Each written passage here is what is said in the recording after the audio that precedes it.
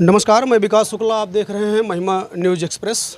आज मैं सुल्तानपुर ज़िले में उपस्थित हूं। आपको बता दूं कि बाराबंकी में ऑन ड्यूटी एक पुलिसकर्मी, महिला पुलिसकर्मी की हत्या जो होती है, उसके विषय में मैं उस महिला पुलिसकर्मी बिमलेश के घर पे मैं पहुंचा हूं और मैं उनके परिजनों से बात करके आप लोगों को रूबरू कराना चाहता हूं कि आखिरकार मामला क्या है, वारदात कैसे हुई, क्या इनके परिवार वालों को कुछ पता था उस विषय में कि नहीं पता था। भैया, क्या नाम है आपका? मेरा नाम दिलीप पाल है। तो आप बिमलेश के लगते क्या हैं? मैं छोटा वाला जीजा हूँ भाई साहब। तो बिमलेश की जो हत्या हुई, इसके बारे में आपको जानकारी कैसे मिली? जानकारी क्या, कोई जानकारी नहीं थी, घर में किसी को भी नहीं जानकारी थी। तो आप लोगों को किसी के ऊपर डाउट या कुछ मामला बताएंगे उस विषय में? किसी के ऊपर क्या, वो पहले से ही बता रखी थी कि मेरे साथ कुछ होता है ऐसा। तो इसमें आरोपी एक है, उनका क्या नाम है, अभी तो मीडिया में बताया जा रहा है, उनका पति है, उनका बॉयफ्रेंड था, ये सब कुछ था। इंद्रेश मौर्य नाम का एक लड़का था, सुल्तानपुर ज़िले का अपने है वो। क्या करता था वो? वो भी पुलिस विभाग में ही था। अच्छा। यूपीपी में वो भी तैनात थे। देखिए जिला में जी, देखिए आपको बता दूं कि जो परिजन हैं, इनका आरोप सीधा पुलिस विभाग ही अपने विभाग के महिला कर्मचारी महिला की हत्या करती है। ये जो यहाँ के बिमलेश के परिवार वाले हैं, परिजन वाले हैं, ये इनका सीधा आरोप है कि इनको उन्होंने बताया था कि अगर मुझे कुछ होता है तो इसके जो है जिम्मेदार इंद्रेश जी हैं, जो कि इंद्रेश मौर्य हैं, जो कि वो भी जो है पुलिस विभाग में ड्यूटी कार्यरत थे। तो उनकी दोनों की ड्यूटी एक ही थाने में थी क्या? नहीं, वो हरदोई में थे।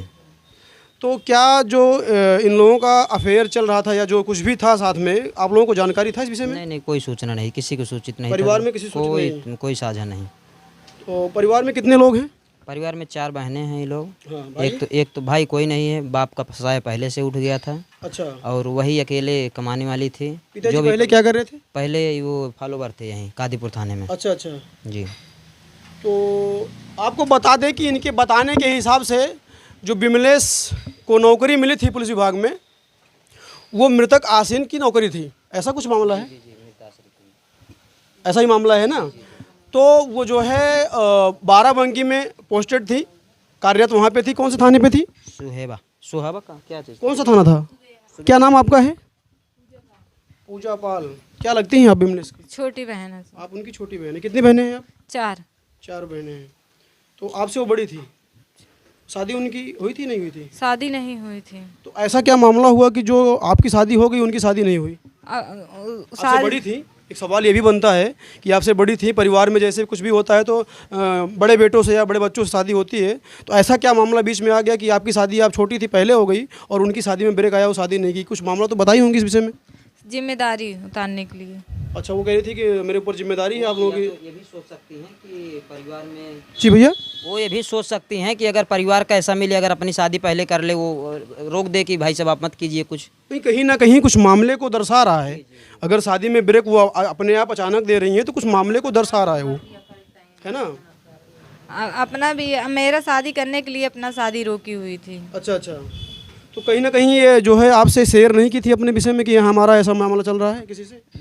उसके बारे में नहीं बताई थी। बाकी शादी में मेरे आया था। कौन आया था? इंद्रेश मौर्य मेरे शादी में आया था और उसकी बहन भी आई थी। पूछने पे बताई कि हमारे जो है डिपार्टमेंट के हैं, विभाग। देखिए, इतना ही नहीं, जिसके ऊपर आरोप लग रहा है वो इनके आवास पर, यानी इनके घर पर, जहाँ इनका घर है बिमलेश का, इनकी बहन की शादी थी, शादी में भी सम्मिलित हुआ था।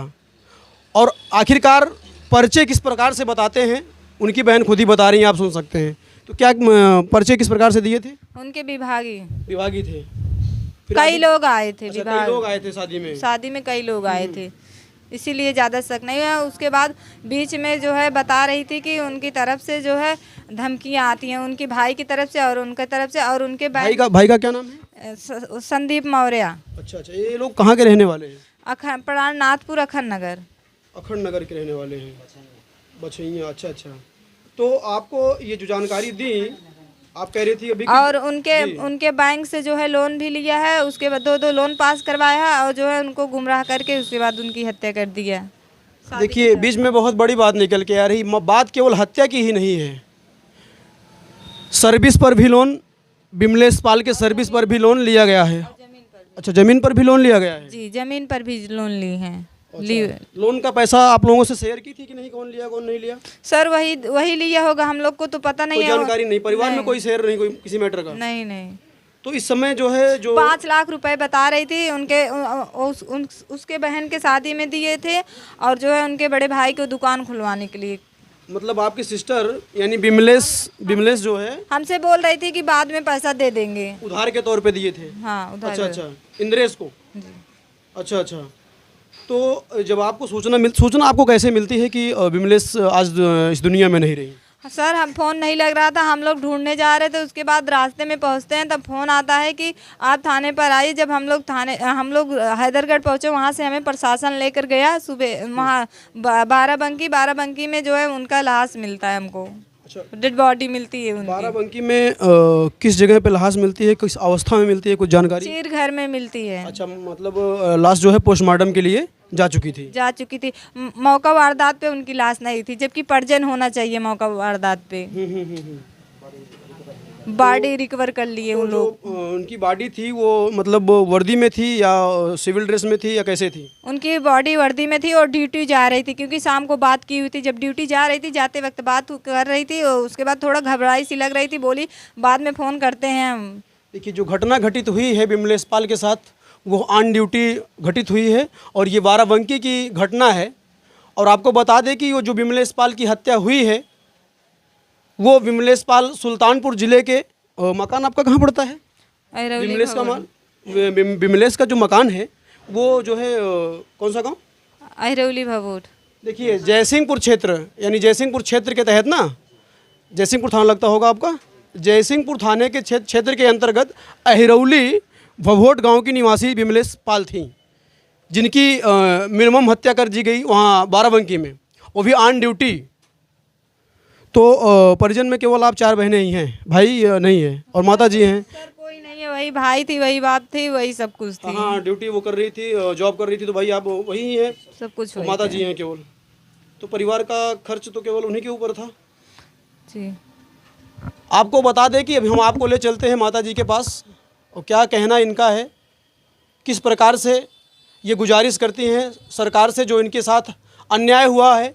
इनकी लड़की की हत्या की कर दी गई बाराबंकी में, वो भी ऑन ड्यूटी। कहीं ना कहीं बहुत बड़ी कमजोरी नज़र आ रही है। सरकार से हमारी कोई मांग नहीं है, सरकार हमें इंसाफ दे बस। उसको फांसी की सजा हो या कारावास हो। 1 मिनट आपसे बात करते हैं, पहले माता जी से बात कर लेते हैं। माता जी, क्या गुजारिश करती हैं सरकार से, जो आपके साथ ये घटना घटित हुई है? घटना यह मांग सके थे कि उसको देखा रहने सजा हो। हाँ, और देखिए, जैसे कि लोगों का ये मानना होता है कि जो बेटियां होती हैं अपनी बातों को माता जी से शेयर करती हैं ना, तो ऐसा कुछ भी आपसे कब हम ना बताएं भैया हमसे, ऐसा कुछ भी नहीं को कब हम कुछ ना बताएं। 4 बेटियां आपकी हैं? 4 थी रही। पति का तो साया पहले से हट गया है। हाँ, पति पहले हट गया भैया।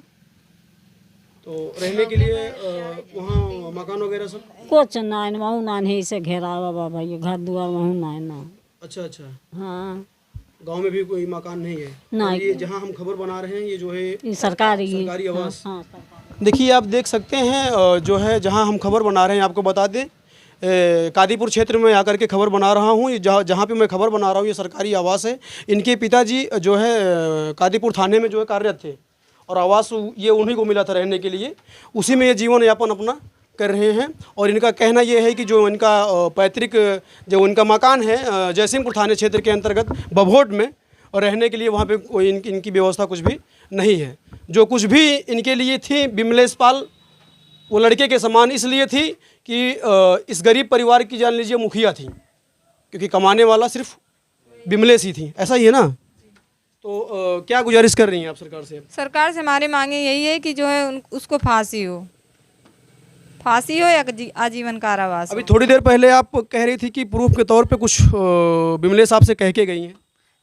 फ़ोन दी हैं, फ़ोन जो है रखी थी, उसमें बोल रही थी अगर हमको कुछ होता है ये फ़ोन अपने पास रखो। फ़ोन हमने नहीं लिया, फ़ोन उनके पास बरामद हुआ है, पुलिस के पास है। अच्छा, फ़ोन जो है पुलिस कस्टडी में है। निष्पक्ष रूप से जांच हो, बस हमारी ये मांगे। देखिए, मैं गुजारिश करूंगा इस गरीब परिवार के लिए, इस गरीब परिवार की तरफ से मैं सरकार से गुजारिश ये करता हूं कि निष्पक्ष जांच करके न्याय दिलाने का कार्य किया जाए। मैं विकास शुक्ला प्रेजेंट टाइम में मौजूद हूँ कादीपुर से।